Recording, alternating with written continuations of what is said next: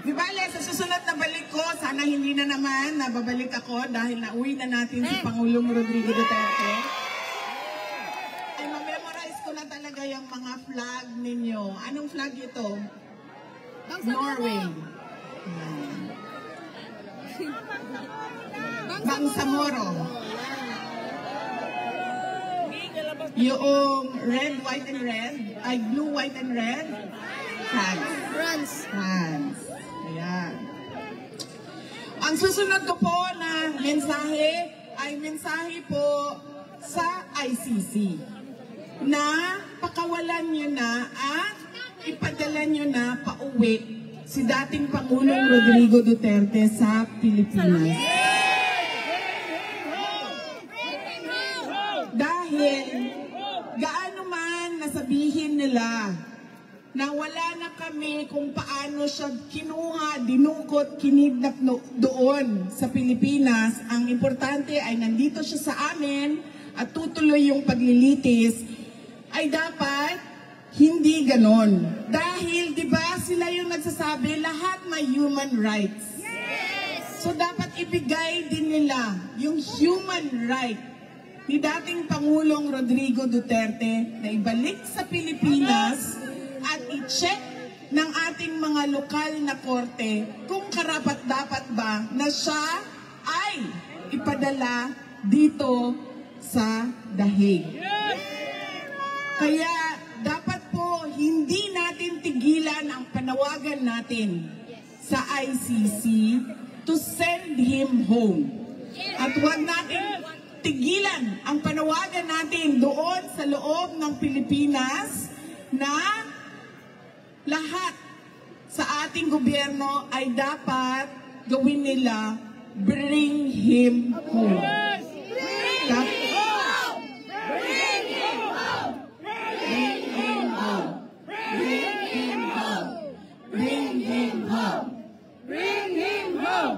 Hindi po dapat ipikit ng korte ang kanilang mga mata na sila ay walang jurisdiction sa kaso. Nagsimula sila sa kanilang investigasyon 2 taon matapos tayo umalis sa pagiging miyembro ng ICC. Hindi po pwede yun na kahit kailan. In baseball, one thing defines your legacy. The Hall of Fame, a place reserved for immortals.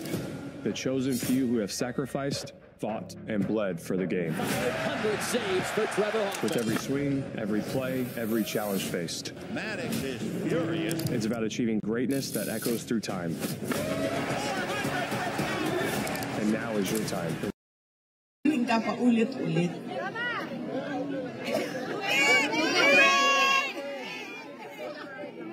Ay, wala po si Kateki.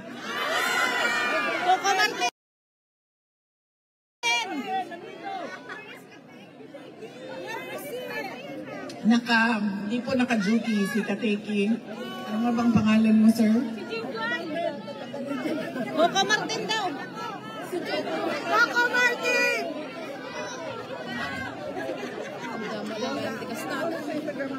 Ano daw, ma'am? Katuko? Katuko? Katuko nandito. Lugi ko naman, ma'am.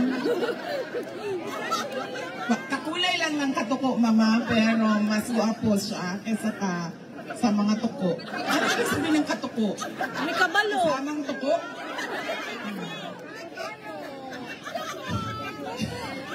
Hindi pwede. Hindi pwede. Na kung kailan mo gusto ikaw mag-imbestiga, ay gano'n ang gagawin mo dahil hindi matatapos eh. Kaya wala na silang jurisdiction sa kaso na ito. Huwag nilang ipikit ang kanilang mata sa pagkidnap sa ating dating Pangulo, sa katotohanan na wala silang jurisdiction.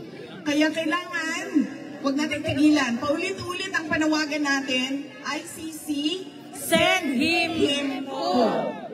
Yun lang ang hinihingi naming lahat, mga Pilipino sa buong mundo. Ibalik ninyo sa amin ang aming dating Pangulong Rodrigo Duterte. Yes! Ang susunod ko po na mensahe ay mensahe ng pagpapasalamat sa inyong lahat sa pag-celebrate ninyo. Unang-una noong birthday ni dating Pangulong Rodrigo Duterte noong March 28 at ngayon ang pag-celebrate ninyo sa aking birthday naman May 31. Binisita ko po kahapon si dating Pangulong Duterte. At sabi ko po sa kanya, ay, unang-una, hindi siya, nahihirapan siya maggupit. Ito pa ha, hindi marunong magluto, hindi marunong magwalis, ay, hindi marunong maglaba, hindi marunong maggupit ng kuko. Agoy! Kasi buong buhay niya pala ay manicurista yung naggugupit ng kuko niya. So kahapon, sinabi sa akin ng gwardya, o ayan, may 2 nail cutter, gupitan mo yung tatay mo ng kuko. Eh hindi din ako marunong maggupit ng kuko ng ibang tao. Kaya ko yung kuko ko, pero pag kuko ng ibang tao ay hindi ko magawa. So nahirapan ako na gupitin ang kanyang kuko. At 2 yung nail cutter, so 2 kami ng nanay ko, yung isang kamay niya nasa akin, yung isang kamay niya nasa nanay ko. Pag ganun siya doon, gugupit kami ng kuko niya. First time in my life, nagupitan ko ng kuko ang aking tatay. Meron palang tao na ganun, no, na hindi marunong maggupit ng kuko. Alam ko din, ayaw ng aking mga anak na maggupit ako ng kuko nila kasi nasasaktan daw sila. Kay puok daw kaayo ko kung maggupit o kuko na wala nang naiwan na puti. Lahat yan. Kasi ayaw ko, hanggang nandyan na yung laman. Kasi ayaw ko yung merong lampas sa lampas sa laman. Gusto ko talaga. Nasa dulong-dulo na talaga. Kaya yung mga anak ko, ayaw din nila magpagupit ng kuko sa akin. Kaya hindi rin ako marunong maggupit nung tama-tama lang na gusto. Depende, iba-ibang gusto ng tao sa kuko nila. So, yun. Ginupitan namin siya ng kuko. Tapos habang naggugupit ako ng kuko sa kanya, nakatingin siya sa akin. Tingin-tingin siya sa akin. Tapos sabi niya, alam mo, habang tumatanda ka, nagiging kamukha na talaga kita. Sabi niya sa akin. Tapos paulit-ulit niya sinasabi, alam mo, kamukha na talaga kita. Tapos sabi ko sa kanya, Papa, kamukha mo ako. So, sinong mas maganda sa amin ni mama ko? Ako o siya? Ay, sabi niya, mas maganda ka sa nanay mo. Pero sa totoo lang, alam nyo, ganun ba yun? Lagi yan, di ba? Na sabi nila, improvement of the race daw yan. Maganda ang nanay, mas maganda ang anak. Pero sa amin, hindi ganyan ang nangyari. Alam nyo po, mas maganda ang nanay ko kesa sa akin. Nasaan na yung... Yan. Babay ka, ma. Yan. Kung ako ay 31 years old lang, ang nanay ko po ay 47 years old lang po. Teenage pregnancy po ang nangyari. Biro lang ha, baka meron na naman dyan mga ayaw umintindi at hindi pinipilit na mali ang nasabi.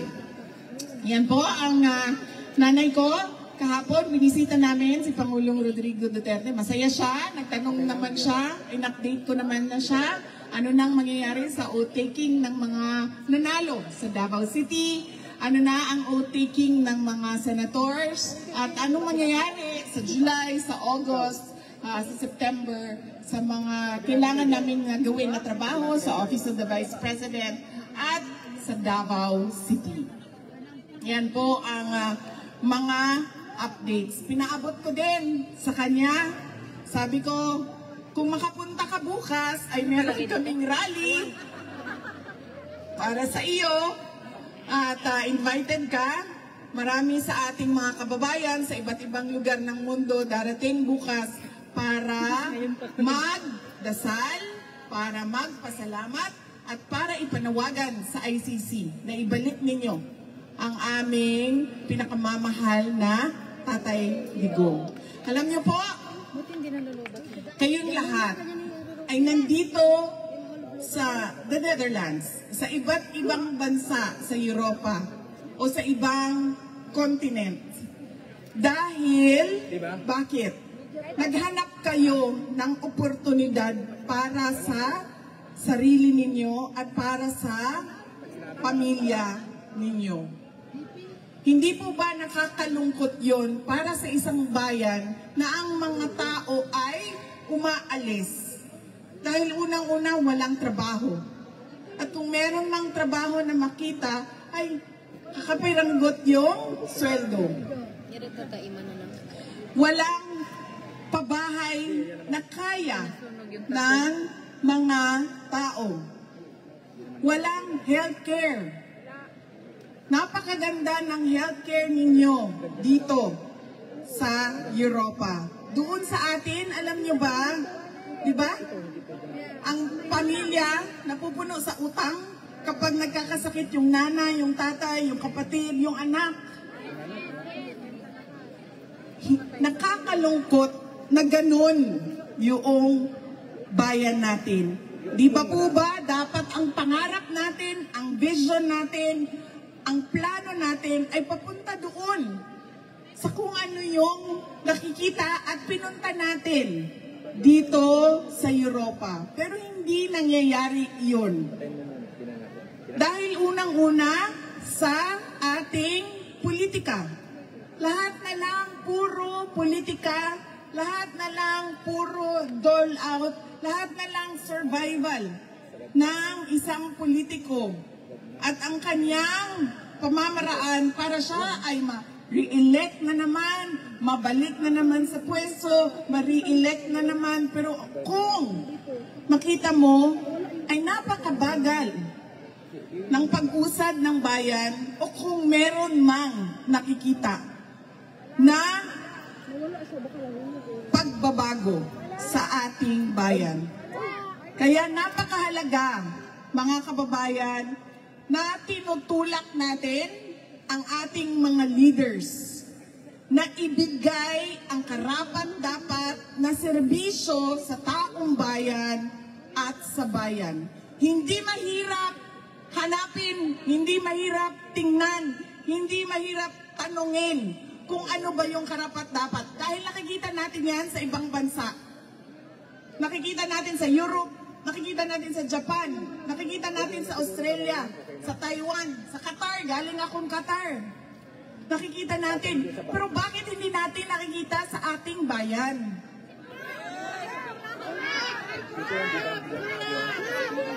Diba? Hindi ko sinasabi na maswerte kayo kasi nandito kayo. Dahil marami sa inyo, hindi nyo naman dala yung pamilya ninyo eh. Yung iba, oo, nadadala nila ang asawa nila, ang anak nila. Pero yung iba, nandoon yung pamilya nila. At sila yung naghahanap buhay dito, naninigurado na makatapos, makapag-aral yung nandoon, may bahay, may kinakain, may nabibili ang gamit at mga pangangailangan. Kaya kailangan talaga itulak natin at hingiin natin sa gobyerno. Ibigay ninyo ang karapat-dapat at ibigay ninyo ang nakikita namin sa ibang bayan dito sa ating pinakamamahal na Pilipinas. Dahil masakit na kailangan umalis ng ating mga kababayan. At masakit din sa mga naiiwan doon, tulad namin, na wala kaming mapupuntahan dahil wala namang kaming bahay sa ibang bayan, sa ibang bansa, sa ibang lugar, nandun lang kami, nandoon ang aming mga anak, at nakikita namin araw-araw. Bakit ganito sa Pilipinas? Bakit doon sa ibang bansa? Dahig. Alam nyo ba? Alam nyo naman kasi nakikita nyo ako. Naglalakad lang ako dito. At kung nagmamadali, nagbabas, nagtatram. Bakit doon sa atin sa Pilipinas, sasakay ka lang ng bus, bakit parang nakikipag-agaw buhay ka? Nag-aagaw buhay ka. Sasakay ka lang ng bus. Diba? Ang daming-daming namamatay sa tricycle, nababangga, naho-hold up. Bakit? Basta lagi. Masakit sa akin. Lalo na, gagagaling ko lang sa Qatar, ma'am. So doon sa Qatar, meron silang national ID. Sabi nila sa akin, lahat ng pangangailangan nila, nandun sa loob ng national ID nila. Ganito din sa iba't ibang bansa, diba? Nandun na lahat. Healthcare mo, driver's license mo, utang mo nandoon. Diba? Nakikita yung utang mo. Nakikita doon kung nahuli ka na ba o hindi. Nakikita doon lahat. Nakikita. At pupunta ka sa hospital, o ayan ang health card ko, babayaran yan ng gobyerno ang aking pagpapagamot.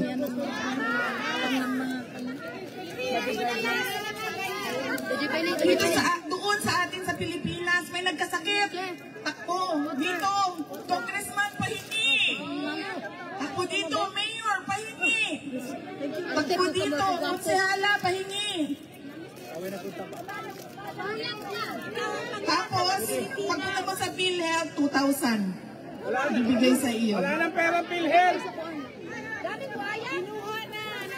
Gusto natin ng mas maganda na kinabukasan para sa ating bayan. Hindi tayo titigil, ICC, balik nyo sa amin, si Duterte. Hindi tayo titigil na paghingi sa ating gobyerno na ibigay ninyo ang karapat-dapat na nakikita namin para sa aming bayan. Dahil nakikita namin sa ibang bayan yon, ibig sabihin, pwedeng mangyari yan. Dahil nakikita namin sa iba.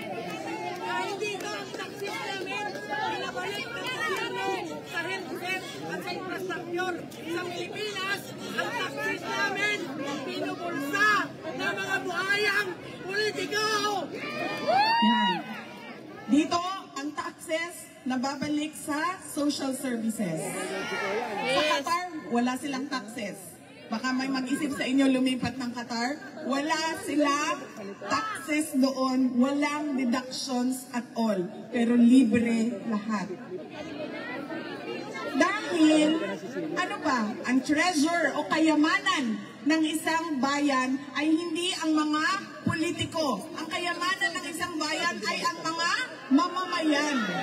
Kaya dapat nauuna ang mamamayan bago ang politiko. Dahil ang trabaho ng politiko ay ibigay kung ano ang karapat-dapat sa bayan at sa mga mamamayan.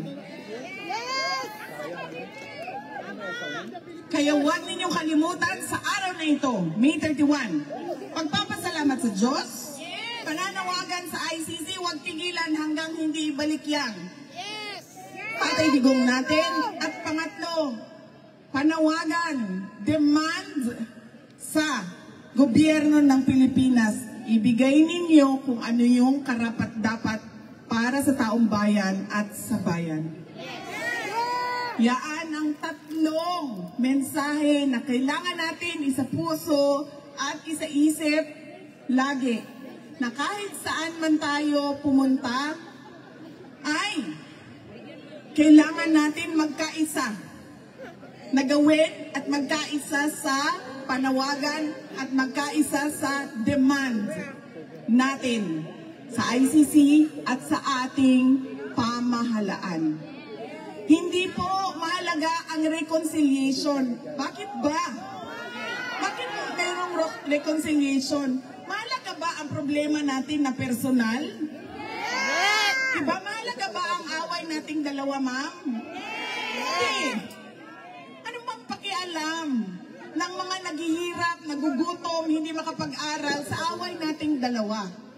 Unahin natin ang trabaho at unahin natin ang pangangailangan ng taong bayan. Yaan yung trabaho nating lahat bilang mga mamamayan at mga mamamayan na nagmamahal sa ating bayan. Yan po ang kailangan nating gawin, isa puso, isa isip.